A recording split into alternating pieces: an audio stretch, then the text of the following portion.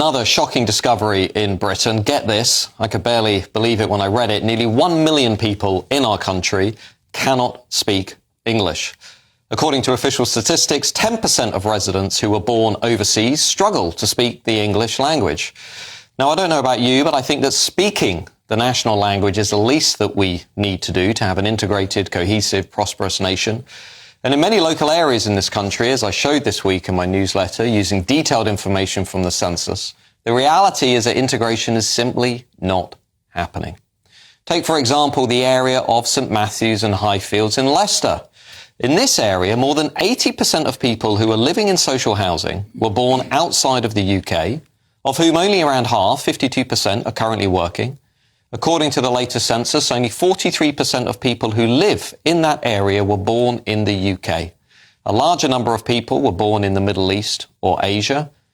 3/4 of people in that area are Muslim, and shockingly, more than 4 in every 10 people in that area are living in households that contain no adults who speak English as their main language.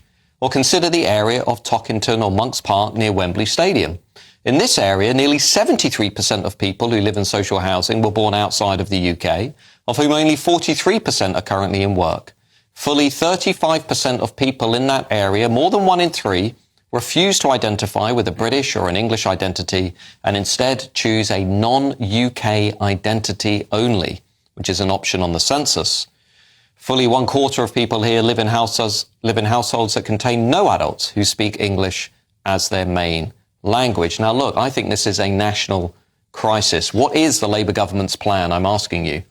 Capitulation is the answer. Labour's plan is to surrender to this phenomenon, to not do anything about it. The Labour Party's Tower Hamlets office has, in big letters on its facade, Somali and Bengali translations. Now, you might think that this ghettoisation is a natural phenomenon that comes along with mass immigration, but our leaders have actively encouraged it. I think it's time that we prioritise people from this country when distributing scarce resources like social housing. I think newcomers should be expected to work. I think they should be expected to pay tax into the collective pot. And I think they should be expected to identify with our country. And that starts with, at the bare minimum, learning our language, speaking English.